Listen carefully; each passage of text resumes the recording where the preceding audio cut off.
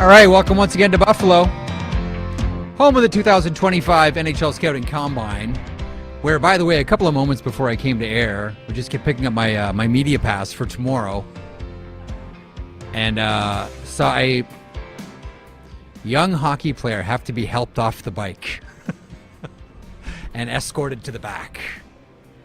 I'll tell you, and we got a lot of news to get to today. One quick story, indulge me off the top. Whenever I come to the Combine, I've been coming for years, and by the way, Buffalo always does an amazing job, and it's a perfect location. It's great, close to media, easy to get to for prospects, for scouts, for teams, all of it. I think back to 2006, and the Scouting Combine then was held at the Park Plaza Airport Hotel in Toronto. And there was one player specifically, a defenseman by the name of Theo Peckham, who was drafted in the third round by the Edmonton Oilers. Now, Theo Peckham was a fascinating guy. I always liked him, played his junior at Owen Sound, real strong, tough defenseman. And when he was doing the Wingate, he worked so hard that he made himself barf. Just bluntly barfed in front of all the scouts. And right away when the scouts saw that, it was like, everyone grabs him, works so hard to the point of exhaustion, physical discomfort, makes himself vomit, all that. And all of a sudden, Theo Peckham's draft stock rose. And he ended up getting drafted by the Edmonton Oilers in the third round. So I can remember this distinctly. The next year at the Combine, agents telling their players, work yourself to the point of exhaustion and make sure that you throw up in front of all the teams. Make sure you work yourself to the point where you make yourself physically and obviously ill to everybody else, because scouts will really like that you're able to work that hard and push yourself through the threshold of being able to function as a normal human being. I come to the Combine, I think about Theo Peckham. Anyway, the big news of the day outside of Game 2 between the Edmonton Oilers and the Florida Panthers, more on that in a couple of moments, is, of course, the firing of Peter DeBoer of the Dallas Stars as head coach. We're going to get to all of this, but first, let's get to our daily outline, powered by our friends at FanDuel. Make every moment more with North America's #1 sportsbook, as we talk to you here from the Southern Tier Brewing Company in Buffalo. Coming up on the program today, we'll talk with Devan Dubnyk, former Edmonton Oilers netminder, now a commentator here on Daily Faceoff. Stephen Ellis, our DFO prospects guru, shall we call him. Ellis is going to be stopping by live. I just saw him a couple of minutes ago. He's going to talk to a couple of the prospects and then come and join us in a couple of moments. We'll talk about Peter DeBoer. He is out as head coach of the Dallas Stars. More on that in a moment. Stanley Cup Final Game 2 as the Oilers look to take, can we say, a commanding 2-game lead over the Florida Panthers. And the Panthers look to jump back into the series and head back to Florida with a split. And we'll talk plenty about NHL prospects and names that you'll hear called in Los Angeles, where Gary Bettman was quite funny the other day at his media availability, wanting to remind everybody that this idea was the general manager's idea. This was not the idea of having a decentralized draft, that is, was not the idea of the commissioner or of the NHL or anyone in his office. This is what the teams wanted. It does very much feel like this is going to be a one and done, not unlike the year they had all the prospects backstage as opposed to in the stands. And I can still remember being backstage watching Klim Kostin wait and wait and wait and not get drafted until the final pick of the first round by the St. Louis Blues. Anyhow, the big story of the day, the dismissal of Peter DeBoer, and as we've been talking about here on the program for a little while, well, ever since Dallas went out specifically, this is going to be a really wild offseason for Dallas. This is only as we understand it, the first shoe to drop. And I don't think it was just about the Jake Ottinger situation either. I don't think that it made things better. I went over the one theory last week that one goalie coach told me about why it went down the way that it did and how that pull was made and why that pull was made at that time. But that situation didn't help, nor did the press conference after, nor did the exit interviews. But I don't think that it was just those things that led to the dismissal of Peter DeBoer, because I don't believe that as a veteran general manager, Jim Nill is that frivolous about how he runs the team. I don't think that Jim Nill looked at the Ottinger situation and said, we can't have that here in Dallas. He's out. So I think it was a combination of a lot of things, and probably some things that played themselves out during the season as well, that ultimately led to the demise of Peter DeBoer and Steve Spott as well. So the question now becomes, A, what's next? And we've talked plenty this week, starting with my blog on the weekend, about Jason Robertson and the future there. And one of the conversations now is, of course, who's going to go in. Now, there's no hurry to fill the head coaching position. We are in June. Are there some teams out there that wish that they knew that Peter DeBoer was going to get fired before they made their hiring? Perhaps. As I mentioned on Twitter earlier on today, here's someone that's just had a 30-year run uninterrupted as either an assistant 1 year with the Detroit Junior Red Wings back in 94 and 95, and after that it has been a 29-year head coaching run between the Whalers of both Detroit and Plymouth, and then the Kitchener Rangers, and then the Florida Panthers, the New Jersey Devils, the San Jose Sharks, the Vegas Golden Knights, and then the last 3 seasons with the Dallas Stars. This is an incredible run by a coach. 30 years of uninterrupted work, 29 of the 30 as a head coach, both in the OHL and then in the NHL. So some of the names that I've already started to hear whispers about. One, Neil Graham. Now, Neil Graham is the head coach of the Texas Stars of the American Hockey League. They're down 3-1 to Abbotsford in the American Hockey League semifinal. Now, I don't know if Neil Graham ends up getting the head coaching position, but as I mentioned in my blog earlier on this week, the Dallas Stars are in a situation where the secret is out on Neil Graham, that he's been doing a lot of excellent work with the Texas Stars, and that if they don't promote him soon, either to a head coaching position or at least an assistant coaching position in the NHL, another team might. So I think Jim Nill is very much aware of that. Names that we wonder about, Jay Woodcroft's name is still very much out there. Gerard Gallant is someone that Jim Nill tried to hire previously with the Dallas Stars until he was overruled. One of the mitigating factors there might be if Dallas wants Neil Graham on the bench and they also want to hire Gerard Gallant. Normally, where Gerard Gallant goes, Mike Kelly follows. And if it's a package deal, then it might not work with Gerard Gallant and the Dallas Stars. But that's someone that Jim Nill has showed interest in before. Nill at various times before showed interest in Dallas Eakins. I don't know if there was ever a conversation previous, but they have talked about a position before, I believe, and that was right around the time that Dallas Eakins ended up going to Edmonton. Eakins had also interviewed with the Vancouver Canucks and ultimately chose the Oilers. Todd Nelson with the Hershey Bears, that's a name you might hear from, and of course he's been an assistant coach with the Dallas Stars previously. And then a couple of, I don't know if I'd call them long shots, but I think some interesting names that we might want to keep in the back of our minds here. One is Gardner McDougall, who's a first-year head coach in the QMJHL with Moncton, the Wildcats. One of the winningest coaches in Canadian university hockey, and he's also won the Memorial Cup with St. John. Won the President's, Gilles Courteau Trophy, I should say, rather, in the QMJHL, and then took his team to the Memorial Cup. He's the winning machine. He's one name. And then there's another one, and I don't know if there's a head coaching position here necessarily, but one of the things that I had wondered about, and this is my theory on it, as we all know, the Dallas Stars are essentially Team Finland in a lot of ways. And we all made a lot about the Finnish Five starting that game against the Edmonton Oilers, and there's a lot of Finns on this team, obviously, both up front and on the back end. So the one name that I wonder about here is a gentleman by the name of Jussi Ahokas. Now, you've probably heard me talk about him before. He's the head coach of the Kitchener Rangers, one of the best coaches in junior hockey. He's come over to make a name for himself here before transitioning at some point to the National Hockey League. And why that name is interesting is Joe McDonnell, who's the head of amateur scouting for the Dallas Stars. He lives in Kitchener. So he would have seen the Kitchener Rangers a bunch and would be quite familiar with UC Ahokas and Rich Peverly, who works in player development for the Dallas Stars. He lives in Guelph, which is not too far from Kitchener as well. So this is the Stars organization that would know UC Ahokas very well.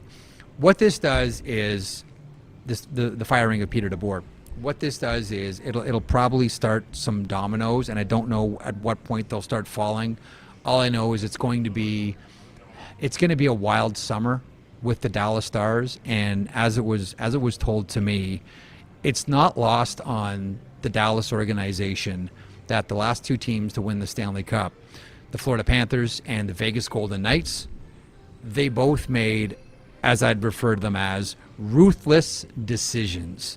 Whether it's Marc-Andre Fleury, trading players just to open up cap space, or whether it's trading Jonathan Huberdeau coming off a 115-point season with the Florida Panthers. I think everybody in the Stars organization has realized that you don't win the Stanley Cup by being popular. You win the Stanley Cup by making ruthless decisions. That's what Vegas did. That's what the Florida Panthers did. That's why I think this is going to be one of the more interesting off seasons we've seen from the Dallas Stars in a long time. Okay, that's the Dallas story. Maybe a little bit more on that a little bit later on. We'll see how the show goes. In the meantime, the real headline story is always the game, and the game tonight is Game 2. It's the Edmonton Oilers facing off against the Florida Panthers, the defending Stanley Cup champions. Edmonton leads the series 1-0. And joining me now is someone who knows a thing or two about the Edmonton Oilers, both as a netminder and now as a broadcaster. He is Devan Dubnyk, and he joins me now. Devan, thanks so much for stopping by today. Before we get into what we're looking at tonight, give me your wide brush thoughts on what you saw in Game 1. What stood out to you? Everything. It was an incredible game. I think just the physicality, both sides. I think last year, Florida was a little more one-sided when it came to the physicality with Florida, and Edmonton was ready for it this year. And it was just the level of hockey was incredible. You got everything you could ever ask for in that hockey game. An incredible start from the Oilers. The controversial no call with the challenge and the quick turn of events, which is kind of what Florida does best, right? They're opportunistic, and they kind of pounce and go 2-3 goals quickly and put you out of the game. And that's certainly what it felt like at the start of the second period. That third goal really sucked the life out of the building. But it's what this Oilers team has done. All playoffs, it doesn't matter where they are. 2 goals down seems like nothing to these guys, and they answer. I think it was 77 seconds later, and they're right back in the game, and they're just business-like going to work. There was not a lot of ice to be had out there. Both sides were just grinding for every single inch they could get. Both sides playing extremely well, and Edmonton's got Connor McDavid to basically create that third goal. Watching the replays, watching him in general is amazing, but watching the replays, the way he exploded to the net to bring the Florida players down, I think he's the only guy on the ice that creates that scenario that play happens, then obviously makes a great pass. So the energy, the excitement, and the nerves around here in that game, all the way through overtime was just crazy, and it was back and forth both ways. It seemed like Florida would hold it for a while, and then Edmonton had momentum and it'd go back to Florida at the start of overtime. So just extremely, extremely entertaining hockey to watch. And if that's anything we're going to get going forward here, I can't wait for tonight. Okay, so as a goaltender, you see Sam Bennett, and was there a skate click with Kulak? Of course there was. You see Sam Bennett going into like, listen, we've seen this before out of Sam Bennett countless times. But you see Sam Bennett going into Stuart Skinner as a goalie. What goes through your mind? Is it the skate click, or is it the number in the name bar? Well, it's the number in the name bar, and that's not saying anything against Sam Bennett. That's why he's great. He's an extremely smart player. He's one of the best there are around the net. That's again one of the things that makes him as great of a player as he is he's aware. He's going to the net. He knows if he loses his balance, he knows where he's going. He's not going to go back and try to avoid the goaltender. He's going to go into him. And I've tried so hard to be unbiased on this, and I still keep coming to the same conclusion that should not have been a goal. The more I watch it just doesn't make sense, because to me, the clip of the skate was incidental. So they said that the Edmonton player caused him to fall into the net. Sure, he did. Yeah. However, he moved into Kulak. Kulak didn't move into him. And to me, it's the after. So he loses his balance. Then Sam Bennett clicks in, smart player. You can see he knows exactly where he wants his momentum to go. And if you watch the overhead, if you can show it, he throws his elbow directly into Stuart Skinner's knee, which actually spins him sideways. And again, that's a subtle, veteran, smart thing for Sam Bennett to do. But especially on the overhead, I don't know if you guys got the overhead, but you can see he obviously feels the trip. He starts to go back. He knows right where he wants to go. But his left elbow, right as he gets into Skinner, he shoves it back into him, and that's what really spins him sideways. So I was pretty surprised that it was a goal. When I was like, challenge it right away, they challenged it. I said, okay, good. For how quickly they reviewed it and came out of it, I said, oh, it's no goal for sure if they're going to barely look at it. And I was surprised. But again, that just, it makes for the fun. It adds to the drama. Wouldn't want to take it away, obviously, with the way the game finished up, and it certainly made for an exciting. But it shows you how dangerous Florida can be. You know, they got that goal by going to the net and then pouncing the opportunity on the power. I got to stop saying pounced. It sounds like such a Florida Panthers. It sounds like it's a Florida word. It's a Florida. That's what Florida word. They jump on those opportunities and convert on the power play, and then right at the start of the second period. So I still don't think it's a goal. Unbiasedly, as unbiased as I can be. There's no such thing as being unbiased. All we can do is recognize our bias when it emerges. It's totally fine. To have the totally unbiased life, you can't. I know you're Edmonton and a goaltender, and I'm asking you about Stuart. I got goaltender bias and Oilers bias now. It's not a good combo. It's okay. It's that time of year. That's emotions are close to the skin. We all get it. But the thing that I took away from it was, I mean, and you've seen this before. So that happens with Bennett. Game's tied. And then there's the challenge, they lose, and so the Panthers go on the power play, and Brad Marchand, of all people, scores, and it's 2-1. And at that time, all of a sudden, you say to yourself, the Oilers are going, 3-1. The Oilers are going to cave. Like, how many different Oilers teams have you seen in the past that, given that exact scenario, the failed challenge, the power play goal, an Oilers team just completely implodes? They didn't. Now, we can make the argument that should Arvidsson's goal have gone in? Was that a bad goal by Sergei Bobrovsky, etc.?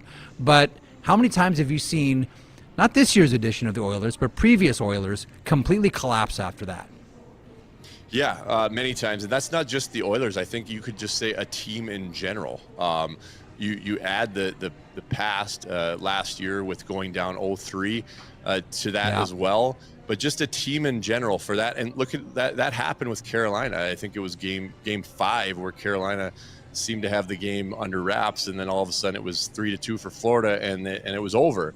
That's kind of what Florida does, and really is that combination of events. I think Edmonton did a good job after the 2-1 goal by Marchand, after the challenge and the PK to get back at it. But again, you look at all the things, right? Okay, goal shouldn't have counted, or you don't feel like it should have counted. Penalty kill that struggled for the entire playoffs, gives one up. Start the second period, get back to your game a little bit, start the second period, give up an early one, life's out of the building. This is exactly what they do. They take their opportunities, overwhelm for short periods, and get those goals. Everything was going against, they had not every reason to fold. It's the Stanley Cup Finals, but any team, that's such a difficult situation for any team, and never mind the past with these Oilers, and to look at the way that Stuart Skinner responded. I thought he was playing fine. Nothing, you're not going to fault him on any of the goals, but to have 3 goals on 8 shots and have the momentum going the other way, for him to buckle down, and for the Oilers, what they've done the entire playoffs is just stick to business. They don't change the way they play. This is a different looking group. It's a veteran group. It starts from Knobloch to McDavid and down, and there is incredible leadership there. But for them to just stick with what they're doing, the amount of 2-goal comebacks they've had, and in probably one of the most difficult situations with all of that just happening to start the second period, for them to just stick with it and not change, not be overly aggressive, not take all these chances, just steady, stay physical. Don't turn the puck over, and eventually you're going to get your looks, and they've got the guns to put it in the net. They've done it all playoffs, and that's an exciting thing for the Oilers. But to do it in the biggest stage in Game 1, it was fun to watch and really impressive. Evander Kane went out there and hit everything that moved, and that's been the bailiwick of Zach Hyman. But it was almost as if Evander Kane was out there sending the message, we know how the Florida Panthers like to play, but you're not going to do that while I'm out there. Do you have I think it was 9 hits was the number. You have a thought on Evander? I want to get to Game 2 here, but do you have a thought on Evander Kane from Game 1? Yeah, and that's exactly it. Somebody needed to replace the hitting for Hyman, and I think from Kane leading the way all the way down through the lineup. The thing I loved is it was both ways. Florida, that's obviously how they play. That's what they try to do. And Edmonton was ready for it. Kane was leading the way that way. But there wasn't a ton of extracurriculars. Yeah, curriculars. But there wasn't a ton of it, which I loved. So it was all during the play. The hits were clean. You know, there wasn't. Don't get me wrong, there was some questionable interference on both ways because everybody was hitting everything that moved. But, you know, there wasn't headshots. They were just clean, hard hits on both sides. And there wasn't a ton of stuff after the whistle. It was great hockey to watch, and you could see Kane was leading the way with the hitting, but all the way through the Oilers lineup, from the start of the game all the way through overtime, the pushback was right there with Florida. For every hit that Florida threw, Edmonton was throwing one back, but they weren't running around. They weren't going out of their way to try to make hits that weren't there. They were just hustling to get in position to make these hits and finishing them hard. Do you that's interesting. It's a really interesting point about Game 1. It was physical, but nothing crossed over the line. Knowing that the Panthers, listen, man, the Panthers would love to drag this thing into the alley, right? The Panthers would like nothing more than just to say, hey, let's go on a little trip down this dark alley here, and let's play the game here. Let's get this game in the ditch. Let's play hockey there. Do you think that tonight is going to be at least a little bit dirtier? Like if you're Florida, like that's where you want to play. You want Edmonton off their game. You want them playing you want them like elbow for elbow, you know, slew foot for slew foot. Do you expect that tonight? I think so. That falls more into Florida's hands, and that's something that it was, I think, advantage Edmonton to have that in Game 1 and be staying out of the scrums and not having every single whistle be, you know, a punch in the face here, a slash there, or yelling back and forth, and the refs having to break everything up. That starts to wear on you. So I think with the way Edmonton did that in Game 1, between the whistles, they were matching Florida with everything, with their hitting, with their physicality, and they stayed away from it. I think you're right. I think you're going to start to see Florida, that's their game. They love doing that. They love getting under your skin. An extra punch here, an extra slash, whatever they're saying to each other on the ice, that falls into Florida's hands, and that's, I think, what they're going to look to do, and the Oilers need to be prepared for it. It's going to be there. It's going to happen. Obviously, they're going to get away with a lot more than they would in a regular season hockey game, which is fine. It's a Stanley Cup Final. You don't want to see cheesy penalties called in scrums unless it's really egregious, but you don't like to see power plays happen that way on this stage. So I do think the Florida Panthers are going to come with a lot more of that, trying to engage and trying to drag the Oilers into the stuff after the whistle, into the scrums, because they're used to that. That's how they play, and that's not what the Oilers want to be a part of. You know, it's interesting. I watched this Panthers team, and there are a lot of teams that have done this. I think about, you know, Babcock's Red Wings team. It seems like the Florida Panthers are the master of the 1 minute penalty, like the interference call that it's just borderline. It's not a full 2, so I'm not going to call it. But technically, it probably should be a call. Like the Panthers do such a good job of getting to the line, slightly going over, so they don't get called, but getting a couple of good licks in. You know what I mean? Like I've always referred to it as the 1 minute penalty. You know, that skating pick, that casual pick in the offensive zone, that really doesn't rise to the level of interference, but essentially it is, because it's essentially an interference call, but it's not a big enough one to call. And really, to your point, Devan, not a big enough penalty to call in the playoffs. I hope I'm explaining this right. Do you know what I'm talking about here? Like get it, the 1 minute penalty. I look at the Panthers and say they're the masters of the 1 minute. Like if there were 1 minute penalties that were handed out in the NHL, then the Florida Panthers would probably lead the league. Yeah, and that's why they're such an incredible playoff team, because really, if you look at the game, if you were to call every penalty that technically was in the rule book on the Florida Panthers, the only way to stop them from doing that would be to call them on everything, which they would basically be going to the box every single play. So you're not going to do that. And so what happens then is they walk that line so carefully, cross over just a little bit, they tiptoe over, maybe then they step over. And then as the game goes on, you know, the referees, and that's, it's not, I'm not bashing the referees, but as the game goes on, they can't call it then because it's like, well, I've left it for 2 periods. We're not going to call it now. So Florida does such a good job of that, of just stepping over the line just enough, but they know, but then they do it. It's not stepping over the line once in a while. It's stepping over the line every single shift, just a little bit. And then it grows as the game goes on. You're right. Those picks, every time the Oilers try, or any team for that matter, going to get the Panthers, there's somebody in the way, somebody, that little bit of interference that's technically a call, but it's not a call right now. And then it happens again and again and again. And it's so now they're definitely not going to call it. And then they can push the envelope a little bit. So you can say it's frustrating and annoying if you're cheering against the Panthers. At the same time, it's a very good strategy, and they do it well as a whole team. And they're working together. All those little bumps and the interference stuff, it's every single guy is doing it at all times. It's part of their structure and their system. And again, it builds as the game goes on to the point that the ref can't call it. And then it becomes frustrating. I think that the Oilers did a good job of running a little bit of the same thing. There was some questionable interference that you could have called on the Oilers the same way, especially in the second period. Oh yeah. So there was, like, I think Edmonton did a good job of like, hey, if this is what we're going to do, we're going to do the same thing. Yep. You know, one of the interesting things when you get down to like the last 2 teams, you really drill down on every position, every player, every shift, every play. I think, you know, even if you're cheering for the Oilers, I mean, especially you as an NHLer, Devan, like, you can feel awful about Thomas Nosek and the puck over the glass. You know he's not trying to do that, and you're like, oh God, oh, that's just a killer for him.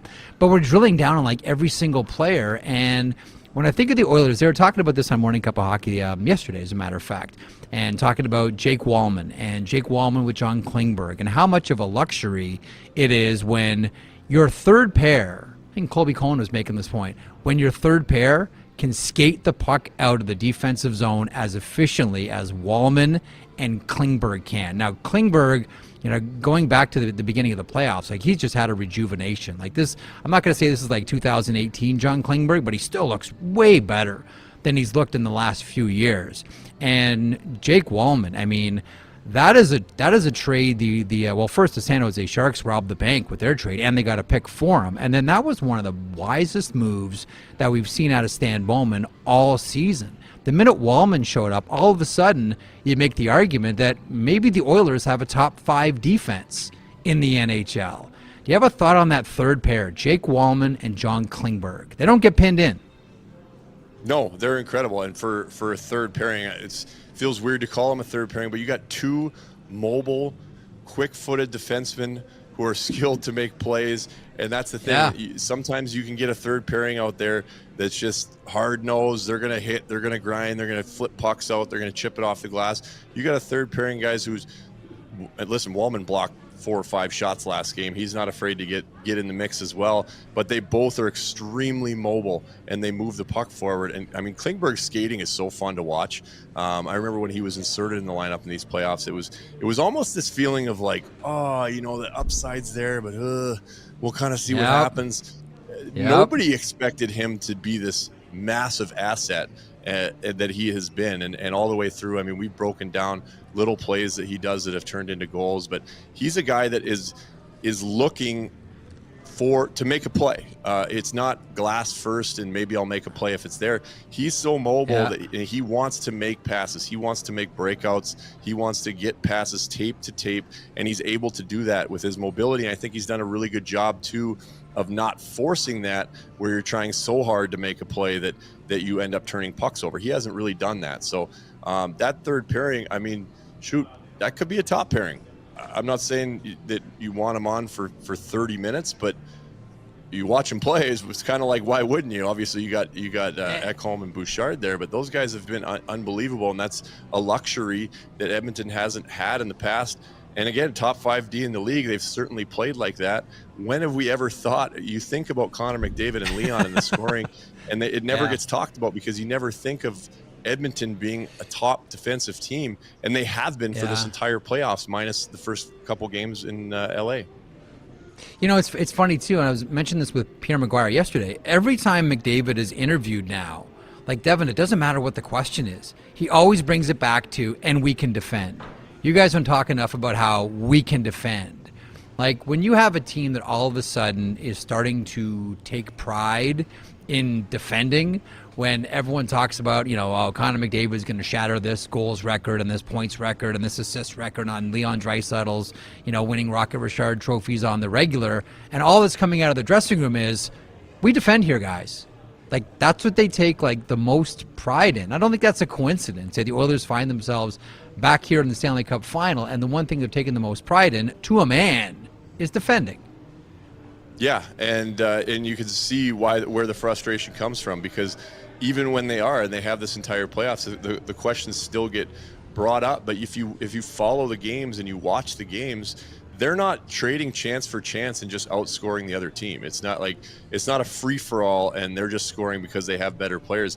They are consistently out-chancing the other team and holding the other teams to limited scoring chances and being in control. And they've done it, again, minus the first couple games, they've done it extremely well for the entire playoffs, and it's been fun to watch. And you know, Connor's got to answer those questions, because Connor McDavid is as good as he is, that nobody can see anything other than him flying around and going 100 miles an hour. But I mean, even him personally has been incredible defensively, and they've got him killing penalties now at the end, which is fun to watch, other than you hold your breath every time someone's teeing up a shot. But, him, you know, and I talked about the leadership earlier, right? That's where it starts.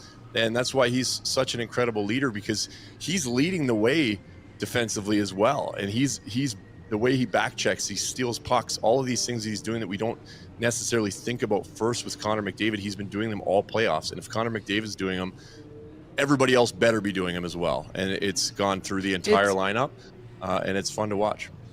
It's like Crosby, right? Like he sets a work rate and an expectation for the, like you can make the point that by definition of the Hart Trophy, Sidney Crosby, no matter what, should always be in the conversation because of what the work rate and the tempo that he sets for the entire Pittsburgh Penguins team. I remember talking to Colby Armstrong about this, and he was like, he had been called up from Wilkes-Barre and was in the gym after practice, and there's Sid, who's like lifting heavy and working hard and all that, and Colby goes up to him, he says, I went up to Sid, and I'm like, hey, Sid, is there like another league higher than the NHL that I don't know about? Like where you're in the NHL already, bud, like you're already like first overall pick, like you're a superstar here. What are you trying to get to another league, like a league on Mars or something? Like, what are you doing? And it just shows like this guy, and McDavid now has the exact same thing. It's like and you've been part of teams like this, I'm sure, Devan. Everybody is embarrassed not to at least try to work as hard as McDavid on that Oilers team for fear of embarrassment. Like embarrassment is such a motivating factor for this, everyone in their jobs, and specifically hockey players who do it all out in public. Like I look at McDavid and I look at the team, and it's like these guys work because they will be shamed based on how Connor is working here. Do you know what I'm getting at? Yes, absolutely. Nathan McKinnon's similar.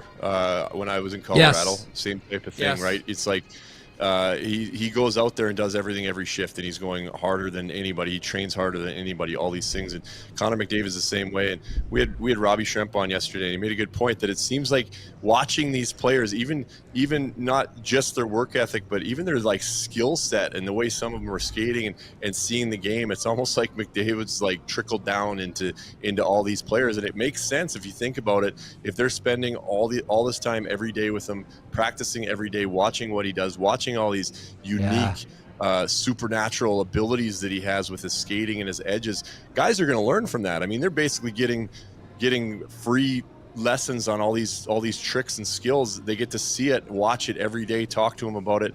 These guys are getting better just from that, and you can see it throughout the lineup. The things that these guys are able to do, chasing pucks down, making passes, the shots, the deception, all these things, the way they work together. You got to imagine it's trickling down from being with McDavid every day. 100%. So here's how I feel about, like, first of all, I love McDavid. How can you not? Even if you're not an Oilers fan, you at least have to like respect this. Like I remember Jay Woodcroft would always say, "Don't be numb to this.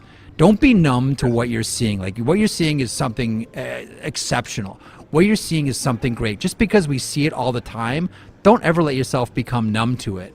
And the interesting thing about McDavid is, at least for me, whenever I get asked, like, will there ever be someone like McDavid or better than McDavid given his skill set, I always say yes. And here's why. So the NHL rules essentially changed after the 2004-2005 lockout. And at that point, everybody in the league, everyone in hockey, had to change the way they played. They had to work at breaking old habits and learning new ones. Their entire life, the game of hockey was the game of hockey, and then it changed. And it became more of a premium on skating and skill. It was fly zone NHL, and that trickled all the way down. But players had to change the way they played. Connor McDavid's group, like you look when Connor McDavid first started playing hockey, Connor McDavid's group of hockey players never had to break any habits. This was just hockey as they grew up with. And he was the best of that first group to emerge. He didn't have to change anything. This was just how you played hockey. And that's why I always say, will there be another McDavid, someone like him? Absolutely. Connor was just the best one out of the first bunch. It was the first effect after the lockout of 04-05 when the game changed. Do you agree or disagree with that theory of mine? I agree with the theory 100%. I hope we see somebody better. It's hard to imagine. One thing I know, right? One thing I think with that is that kids watching that want to be the next great one is Connor McDavid has all of the skill. Obviously, he's the most skilled player we've ever seen with skating, edges, stick handling, everything that he's got. We've seen it. He's also the hardest working guy in games. So I think that's one thing that kids need to be careful of, is all of the skill work and everything. Is Connor McDavid, the way that he hounds the puck, the way that he wins one-on-one battles, the way that he back checks, he does all these things. He's not just the most skilled guy. He uses all of these skills so he's already has a leg up on everybody with his skill level. And he has another leg up with his work ethic and just he hounds pucks, and he again, one-on-one battles, the back check, he blocks shots, he does everything. And so this is not only a special player skill-wise, the most special player we've ever seen skill-wise with his skating and stick handling and everything. He is just as special with his work ethic and his relentless pursuit of pucks in every single shift. He doesn't take shifts off. Every single shift he gets out there, something special happens, even if it's something little. And I think kids that are aspiring to be the next Connor McDavid need to pay attention to that. Work on all your skills, do all your stuff, but pay attention to the way he works every single time he steps on the ice and how relentless he is in every single aspect. He makes something happen every single shift. Okay, so a couple goalie questions, and we'll let you get on with your day. Big game 2 tonight. Who do you think the best goalie ever was? Like, I'm hearing you describe Connor McDavid, and I'm thinking to myself, I wonder who Devin thinks like the Connor McDavid of goalies was. Like, does anyone jump to mind for you? Like, I've always maintained that Dominik Hasek was the best goaltender of all time, but you're a goalie. You played in the NHL. Who do you think the best goalie ever was? Gosh, it's a similar, super difficult question because, again, it's like watching the goalies the same way as the players from before, right? It's like, wow, the game's faster now, all these things. However, the equipment's changed and all this stuff. Well, yeah, like I look at like a Patrick Waugh. I think he changed the game and his 100% his mental side and that feistiness and fierce, that's special. So I put Patrick Waugh up there. Dominik Hasek, everybody thinks Dominik Hasek just rolled around all the time. Dominik Hasek is one of the best puck stoppers of all time. His ability to keep his eyes on the puck, his athletic ability to move around. He wasn't just rolling around. He stopped the puck any way he knew how. There was a method to it. He was unique in his own way and did that better than anybody. Marty Brodeur, again, everyone, he didn't get very many shots in New Jersey. He didn't score very many goals. It doesn't matter.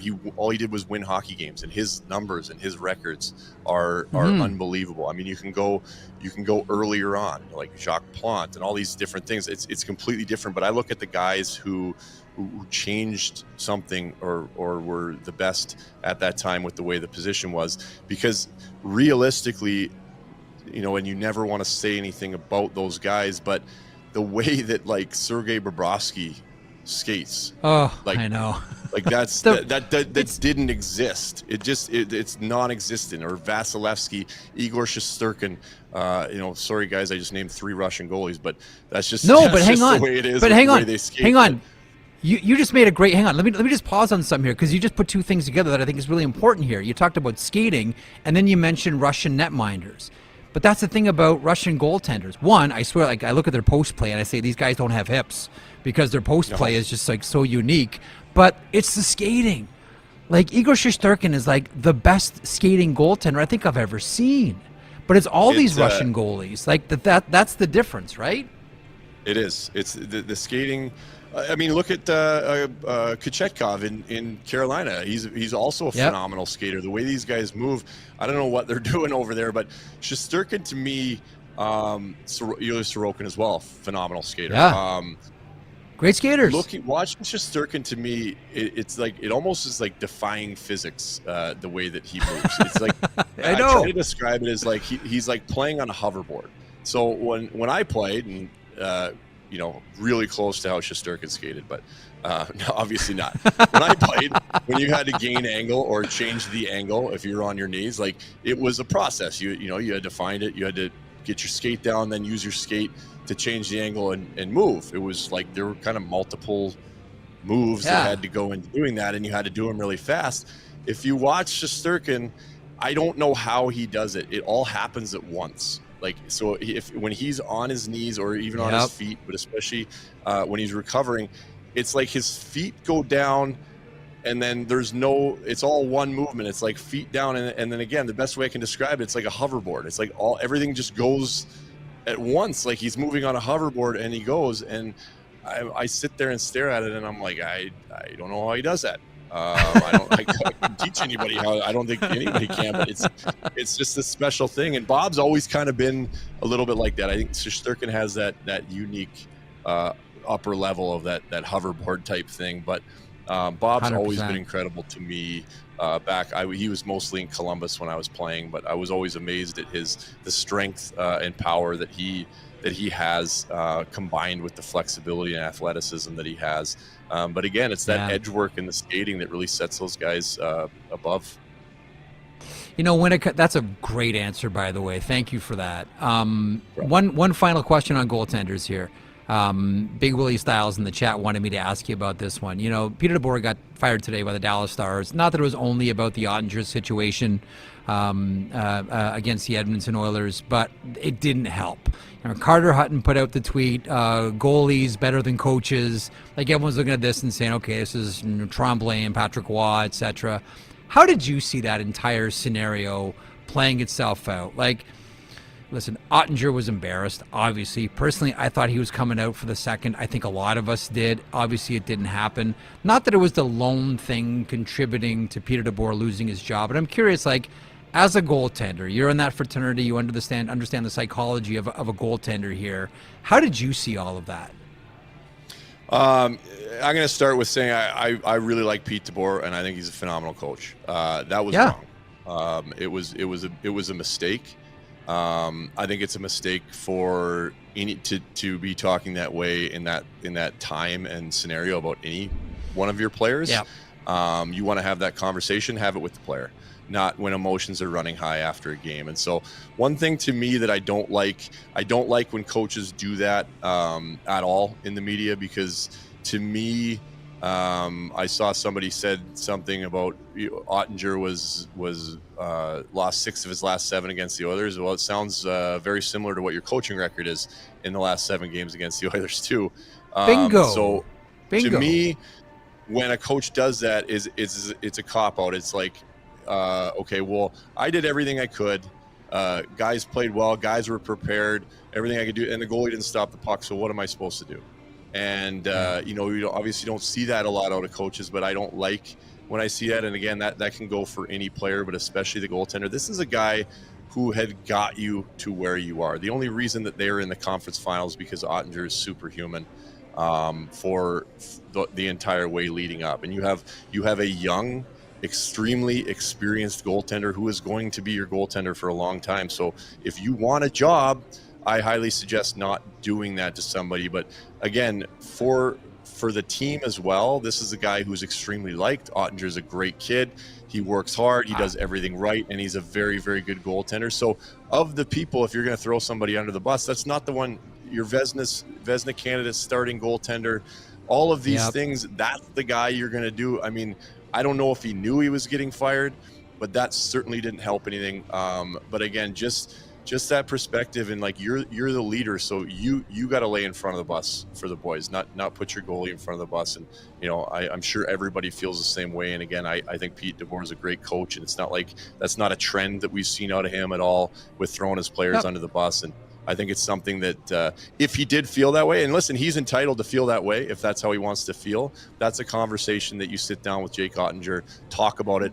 Why is it like that? Is Jake feeling anything? These are all things that you have at the exit meetings, not at the media scrum post game when emotions are running high, both for you and for the players and for Jake Ottinger. That is a thorough answer. Listen, this has been great. Enjoy the game tonight. Thanks so much for this and giving really detailed answers, too. It's a real treat for all of our viewers and listeners, and for me, too. Devan, thanks for this. Enjoy Game 2, and we'll catch up soon. Awesome. Thanks. There he is, Devan Dubnyk, covering the Edmonton Oilers here for Daily Faceoff, working at Oilers Nation, and former NHL netminder, former Western Hockey League netminder, as we all know, with the Kamloops Blazers of the Western Hockey League. Speaking of the Kamloops Blazers, and by extension, the WHL, I'm trying to reach for something here, and then by extension, draft-eligible junior hockey players. We are here in Buffalo for the Scouting Combine. I'm going to try to do this move as discreetly as possible as I sort of edge a little bit to my right and make way for our guest here, the Southern Tier Brewing Company. He's going to slide in like an Olympic diver here, folks, into the water without a ripple at all. He is the one and only Stephen Ellis. I'm not sure how Zach's going to configure the camera here, but he's going to be an Olympic diver as well. You won't even notice the man behind the camera who just swivels it a little bit, and who will appear right beside me but the one and only Stephen Ellis, who joins me on the sheet. How you doing today, partner? I'm doing great. How you doing, sir? I understand you had a lovely lunch today. Yeah, chefs, can't go wrong with some parmed meatball. Of course, producer Zach was there. I know. So Peter McGuire said that's where I had to go tonight. I'm going somewhere else tonight with Mike Agello and Russ, so I'm gonna miss that. But chefs lived up to its billing. It is. I think that's the 5th or 6th time I go there, and the locals seem to not love it. But every time I'm there, it's busy. Really? So there's a reason why. Yeah, it's really weird hours. One time I tried to bring my now wife there, and it was like 12 o'clock on a Saturday, and it was closed. Saturday night? Afternoon, PM. Really? Yeah. You think it'd be open for lunch? No. All right. Well, more on that at a different date. Restaurant opening times. In the meantime, here for the NHL Scouting Combine. First of all, question for you: strength of this draft from 1 to 10. What would you give it? I'm giving it a 6. I think the top end is good. We're looking at like the Misas, the Schaefers, the Hagens. Top end, you mean like 1, 2?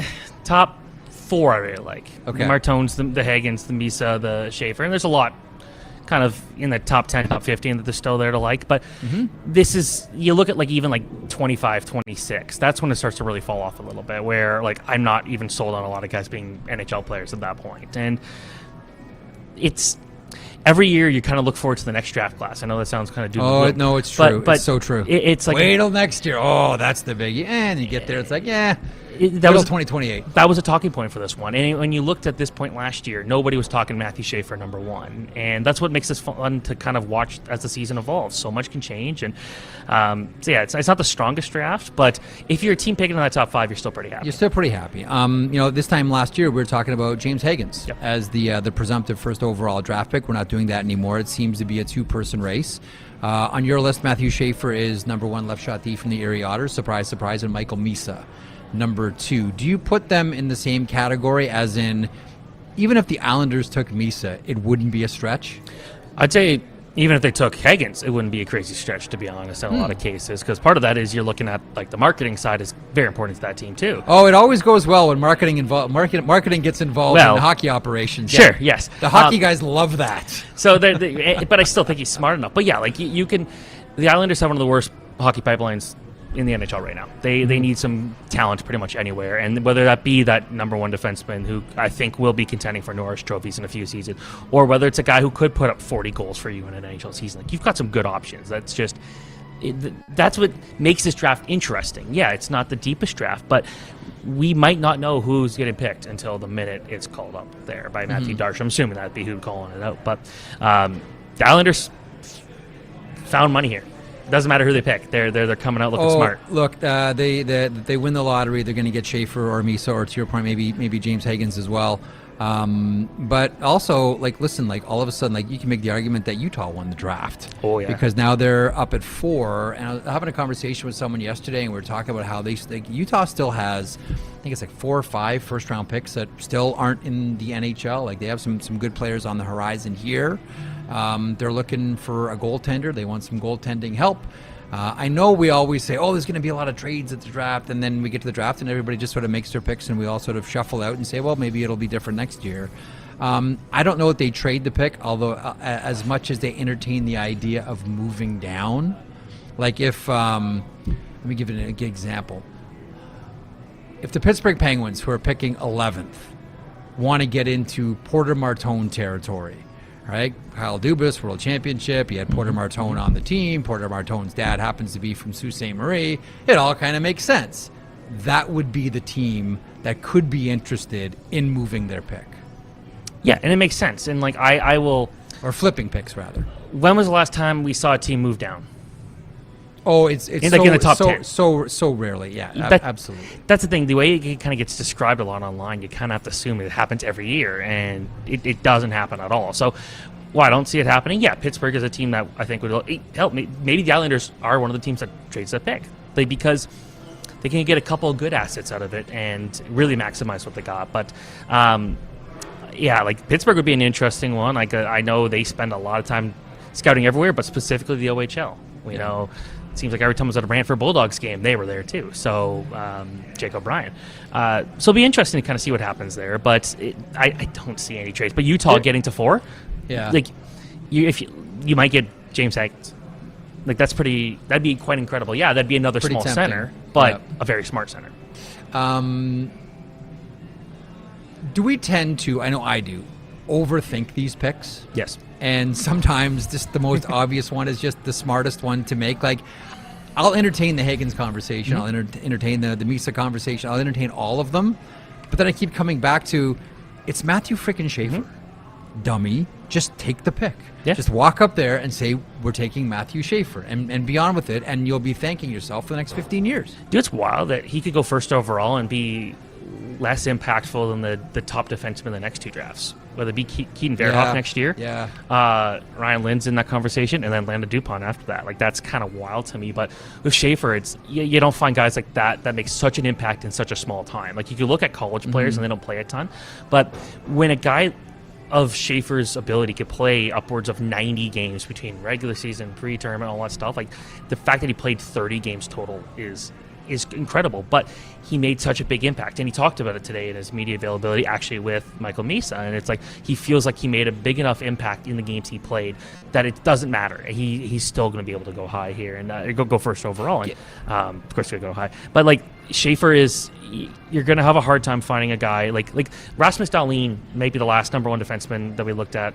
Obviously, there hasn't been a lot of number 1 defensemen since then, but the last guy that kind of had this ton of pure skill. Like, Owen Power wasn't a super skilled defenseman. That's not his game. Schaefer, like, you're looking at him and you're putting him in the conversation, not stylistically, but career path potentially of the Quinn Hughes, the Cale Makars, the Adam Fox, the Miro Heiskanens, the Lane Hudsons. Like, he's going to be in that upper echelon of defensemen. So the thing about Schaefer, I remember, and again, like, whenever people see him for the first time, first of all, the thing that really jumps out right away is the skating. And I know a lot of people right away made he skates like, because Jamie Drysdale's a marvelous skater, and I'm like, you're seeing Jamie Drysdale because you see the jersey. That's why you see Jamie Drysdale. You see the Erie jersey. It's like why every Swedish player gets compared to each other type thing. Like, never fails. But to me, he skates like Jay Bouwmeester. Yeah. Like, he's the first player that I've seen coming out of junior hockey that reminds me of how Jay Bouwmeester's. Like, Cam Fowler, I would watch in Windsor and go, like, skates like Niedermeyer. But this is the guy that I look at and say, I never thought I would see anyone skate and look like that when they stride. But Matthew Schaefer looks like he strides like Jay Bouwmeester. He's such a confident skater. It doesn't take him much movement or much acceleration to kind of get up to that top speed that he needs to. Like, you'll see other defensemen that are more wonky skaters. Or you look at Porter Martone, forward obviously, but he's the big thing about him is he's not the world's greatest skater. I'm not worried about him in the slightest. Nope. You can fix that. But when you look at the way Schaefer skates, it looks so effortless. It's so fluid. There's no wasted steps, things like that. And he can control it's one thing to be a good skater, but you also need to be able to make those decisions with the puck at a high rate too. And that's something that a lot of guys can't do. They're almost too fast for their own good in some cases. You don't get that with Matthew Schaefer. It's because he thinks the game at a high speed, he moves the puck at a high speed, and he moves at a high speed. You combine that together, and he draws guys to him. They can't keep up, and then he goes out and makes the plays that you look at the Hunter Gretzky. Like, that was outstanding hockey. Like, I've watched that tournament for years. It could be a rough tournament to watch, but he put up some performances that just like blew you away. And then you saw what he did at the pre-tournament at the World Juniors and things like that. Like, he was going to be a star at that tournament. He was going to show some people just how good he is. It would have cemented himself for sure, number one, no question. So we lost that, but his skating is such an important part. But the hockey IQ. Like, I hate that phrase. I hate hockey IQ, but I like when you look at it, he just understands what he needs to do at all times. Just say he makes good decisions. Yeah, he's not a dummy. He's not a dummy. I'm not going to bias this with a question. I'm just going to say the name. Brady Martin, Sault Ste. Marie Greyhounds. He's got you in with. You look in the playoffs, you look at the guys that are important. You look at the Brad Marchands, you look at the Reinhardts, the guys who are always impactful in so many ways. And it's brought up so much online, like, oh, Brady Martin didn't have an explosive season. With all due respect to the Sioux Greyhounds, did you see who he played with this year? I know. He wasn't exactly going there with just the most high-skilled players. He had to do so much for himself. And when you put him in those showcase tournaments where he's playing other high-end talents, whether it be the CHL USA Series, the OHL Top Prospects game, the two international tournaments, he was almost always one of the best players out there.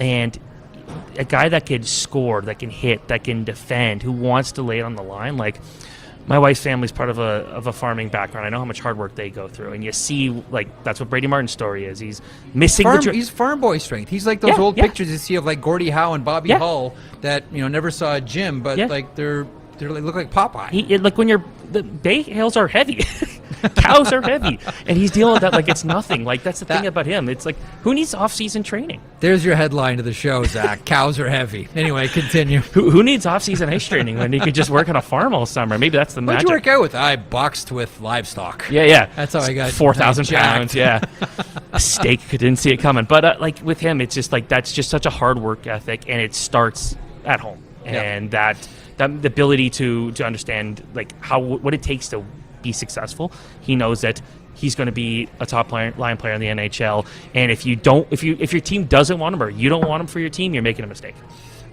He doesn't get past whom?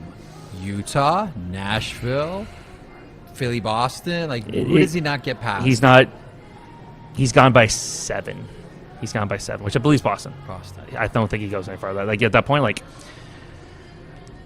he's going to be the Beckett Seneca of this draft. He's going to be the guy that everyone... He's going to go third? Well, no, maybe not. Okay, he's going to be the one that no one sees it coming. And he will be at home watching and then getting ready to go to bed because he's got to wake up early the next day. He's got to wake up and do the cows. Yeah. Which are heavy. Yeah, very heavy. As we just found out, courtesy of your wife's family. You mentioned Jake O'Brien a couple of seconds ago, Brantford Bulldogs. I look at Jake O'Brien as he tons of skill, and he could be someone that, I don't want to say he could fall, but he just looks so slight that teams may not look at. He still hasn't filled out yet. Mm-hmm. He's going to be on a really, really good team, by the way. Bulldogs have loaded up. His skill level is elite, and his body's nowhere close to being complete yet. What do you see when you watch Jake O'Brien play? Well, when the Bulldogs are going for the Memorial Cup next year because of the way he's going to turn a lot of heads. I think you look at it. Nick Lardis had an outstanding season. A ton of goals, 1 million goals. Jake O'Brien was a big reason for that. And he's so smart. He's got that two-way ability. Yeah, he might not be the strongest, most physical guy, but things like that will improve. Like we're talking about 17 and 18-year-olds here. Yeah, they're still developing, they're still growing, they're still having to deal with that. And when you get to like when you have a guy that's not tiny, but just not strong and not physically strong, like they're going to figure it out because they're going to be the right conditioning coaches, the right NHL coaches. It's going to be figured out. I'm not too worried about that, just like I'm not too worried about skating. But with him, Sam O'Reilly was one of the guys last year. I know London Knights, Edmonton Oilers pick. Yes. With Sam O'Reilly last year, watching him, nobody could take the puck off him. And you see the Memorial Cup this year, a guy that just the puck seemed glued to him. Jake O'Brien does that too. Like that's a guy who just controls the puck very well. He sees the ice very well. He makes everyone around him better. One more name for you. Here's someone, now that, because you mentioned this with Brady Martin, everybody looking for playoff style players refer to as the Panther effect. Yep. Like, do you want 100 points of Mitch Marner and out in the first round, or do you want 50 points of Sam Bennett and you win the Stanley Cup? Kashawn Aitchison, defenseman with the Barrie Colts. Old school, tough banger of a defenseman. So my latest draft rankings that are going to be coming out a week before the draft, he will be my number 2 defenseman. And I know that's not thought shared by a lot of people, but I think Jackson Smith. They've swapped for me. Okay. And I think with Aitchison, there's something about the way he defends. Like he wants to make sure you don't go near his goalie, no matter what. He'll fight you. Oh yeah, he'll hit you. Yeah. He'll knock you down. He'll look for fight. If you're not ready, fine, whatever. He's going to go down and score. Like that's what he does. And you see some of the highlights, and he's just so full of power. He's not huge, and that's where a lot of people question, like, so strong. But like, will that translate over? It's like, yeah, it will translate over because he's just built like a machine. I stood beside him. I'm like around the same height.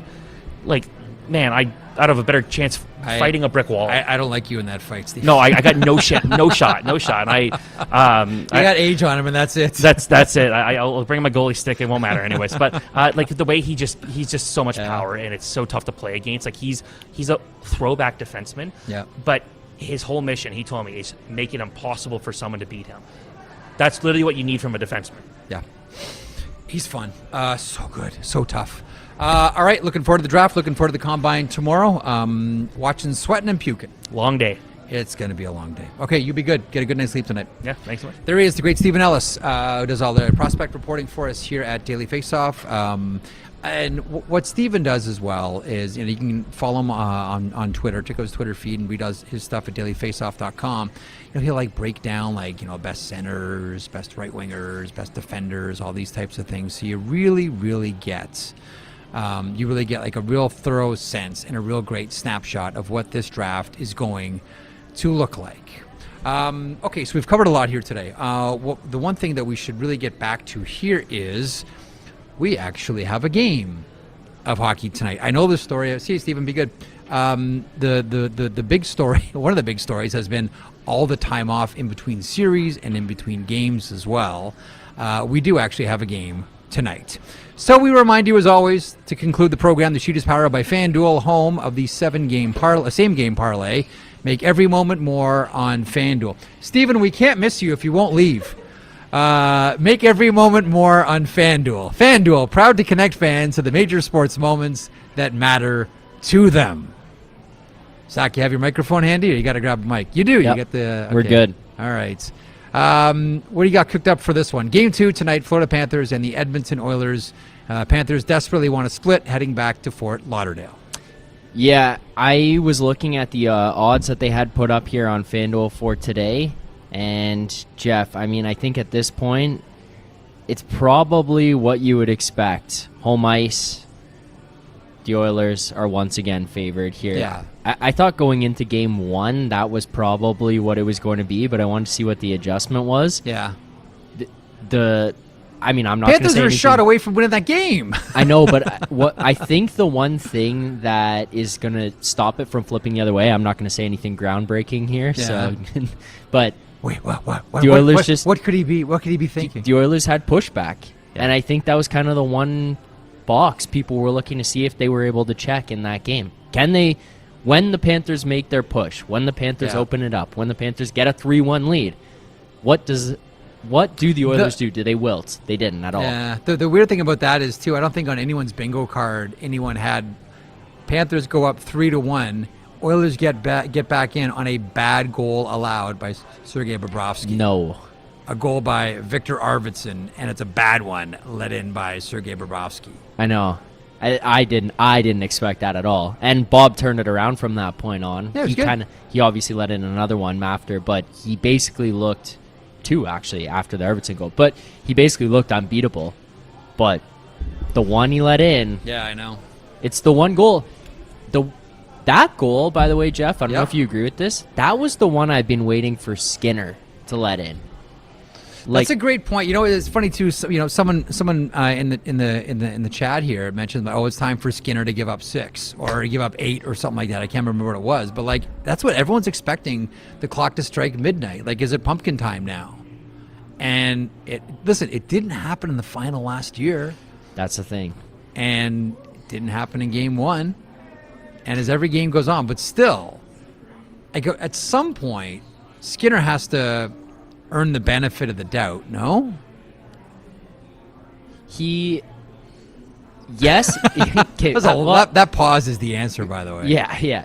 So my answer is yes, Yeah. but at the same time, they got to put Calvin Pickard's number in the rafters if they win the cup. Because I don't know. Oh yeah, I know what you mean. Yeah. That Well, they that's the thing, get out too, of it. like 100% true. Pickard stepped in and was great, and if he didn't get injured, he's probably still the goalie. That's right. We're talking about how good Stuart Skinner's been compared and how He bad didn't earn he the was. crease back. He didn't. It was like Yeah. people in Edmonton were wearing diapers going to the games, being like, "Oh my God, Yeah, I know. we lost Calvin Pickard." Yeah, I know. But Skinner's been great. Listen, to me, it's a great story. You love people overcome like that, especially when they go through that adversity and go through that adversity very publicly, and have horrible things attached to them because of it. It's a great comeback for Stuart Skinner. But again, pumpkin time. He passed the pumpkin for me. Pass the pumpkin Like he test passed for you? the pumpkin. All right. He got to he got to I don't know, like 11:30 round 1 LA Kings, and Yeah. all of a sudden their slippers are falling off and they're like, "Oh no, this thing is going to go off the rails." Then they get Calvin Pickard in. They put Skinner in the back room, they put him in the dressing room, they touch him up with some makeup. Oh boy. Back out, Cinderella still. Cinderella, baby. All right. No one's saying click the red ruby slippers together for Stuart Skinner with There's No Place. That's a dated reference. That's The Wizard of Oz, by the way, son. It's a movie you've probably never seen. I've seen it a couple times. Oh, okay. So you Yeah. get the ruby red slippers Yeah. reference. Okay. No, I was just reading this here from AJ Locke. Just a good point. Okay, let's hear it. Alex Lyon should be in the rafters for Florida then, Zach, for Oh, his work 2 years ago. 100% true. Absolutely true. That's Yeah. another great example. Yeah. So you know what I was thinking about the other day? How different is the entire NHL if in that Boston series, Brad Marchand scores on that breakaway? Yeah, I know. I was watching some videos of that series the other day. Because everyone, it's the Florida effect. And we're seeing it here at the draft. Oh, drafting players that get you through in the playoffs, the Sam Bennett types, and that's why Brady Martin's going to go higher. All of it. How different is everything if Bobrovsky doesn't make that pad save? I know. I know. There was conversations, maybe smarter people than I were not having these, i.e. you and those, but Yeah. where it was like, is Bob going to face a buyout? Like, are the Panthers going to have to find a way to get out of this contract? It's too much money. It's not worked out. Yeah. Now he's going to the Hall of Fame. And Alex Lyon, his number's going to the rafters. Alex Lyon playing on a team that still can't make the playoffs. All right. We'll end it at that. We got a lot to get to here today. Tomorrow is the NHL Prospects Combine. Looking forward to that. Thanks so much to Devan Dubnyk, who was excellent on the show today. Thanks to Stephen Ellis, who's always excellent. Thanks so much for stopping by on the program today. Enjoy Game 2. Randy, I don't know who that was. Who was that popped up behind me for a little bit of camera time? Don't know. Chat's great, as Very always. confused. Oh, yeah? Yeah. More than me? When I get that broken compass look in my face, like, where are we? Where are we going? How does this thing work? Yeah, that's me. Great job, Zacharu, putting it all together, and Nick Caroli back at Master Control. I'm guessing that's his living room where he puts all this together. It's his lab. Nick, great job. Zach, great job. Tomorrow the Combine, and then we are on our way. This program is going to Florida for games 3 and 4. So we're leaving on Sunday and then coming back next Friday. So the show will emanate from somewhere in Fort Lauderdale. I don't even know where. Practice facility? That weird room they put us in last time at the rink? At the Amrant Bank Arena? I don't know. The one that Vic kept telling me was really cold. He was complaining a lot about the temperature of that room. Oh, it was smack I your said, ass. you shut up. You're in Florida. Yeah, no, and I'm but freezing. It was distinct when you walked outside, but it was chilly. Like you would not be denting a Speedo if you're wearing one in that room. It was cold. Anyhow, on that lovely image, have a great weekend. Enjoy Game 2. Thanks for listening or watching, interacting in the chat, watching on YouTube, listening on your favorite podcast platform. Signing off for the weekend. The show returns on Monday, 3 o'clock Eastern, right here at our Daily Face-Off YouTube channel. Click the thumbs up. Click the subscribe. We love the likes. All of it. You know what to do. Thanks so much for being part of it. We're back on Monday.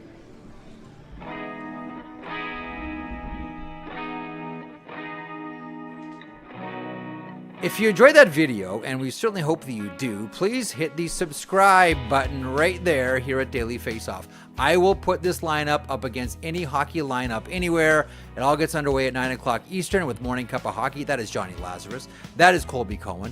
Then at noon, it's DFO Live. And then 3 o'clock Eastern, The Sheet. Get caught up on everything in hockey.